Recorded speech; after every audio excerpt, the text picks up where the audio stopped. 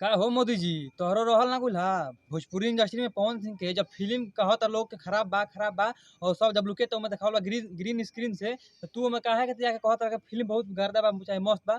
Film में गर्दा नहीं खे ठीक बा बताओ तनी। देखो भाई नरेंद्र मोदी काहे पवन सिंह के फिल्म के प्रमोशन कइला हन हम बताओ तनी। पवन सिंह नरेंद्र मोदी एगो झाड़ू लेके अभियान से चालू के बड़न रउआ सब के स्क्रीन पर लौकता।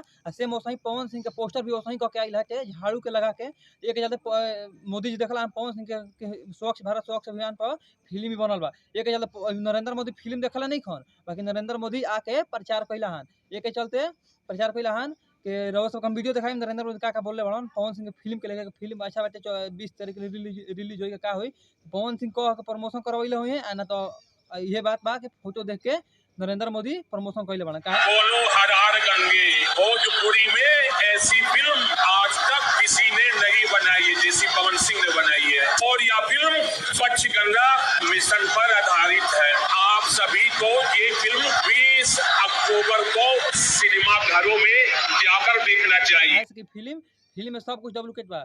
चिड़िया के उड़ावल बा ग्रीन स्क्रीन के माध्यम से ठीक बा और जो हाथ में एथी होता ना ब्लर करके उहो एडिट कर बाटे जोश ऐप से जाके ठीक बा।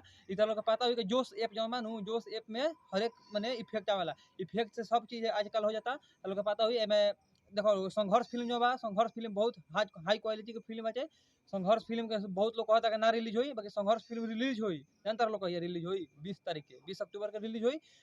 ऐसा नहीं है कि रिलीज ना होई ढेर लोग कहता रिलीज ना होई पवन सिंह के प्रमोशन करावल बोलाटे मोदी जी से कि एहू पर फिल्म चले बाकी फिल्म के फ्लॉप कर रहे कि फिल्म को अभी चली ना ठीक बा। तो चलो लोग हम वीडियो का मेजर रोका था नहीं जो नरेंद्र मोदी वाला वीडियो देखा नहीं देख ले लोग हम वीडियो का मेजर रोका था नहीं और फिर मिला था नेक्स्ट वीडियो में फिर नया अपडेट कुछ लाता नहीं तब तक के वीडियो में धन्यवाद। अजय भाई हमारे चैनल के सब्सक्राइब हो गए चैनल के सब्सक्राइब कर ली और बेल आइकन दबा के ऑल कर ली कि जब भी हम वीडियो डालें तो आप लोग के पास नोटिफिकेशन पहुंच जाए। तो चलो फिर मिलता है नेक्स्ट वीडियो में। जय हो भोजपुरी समाज।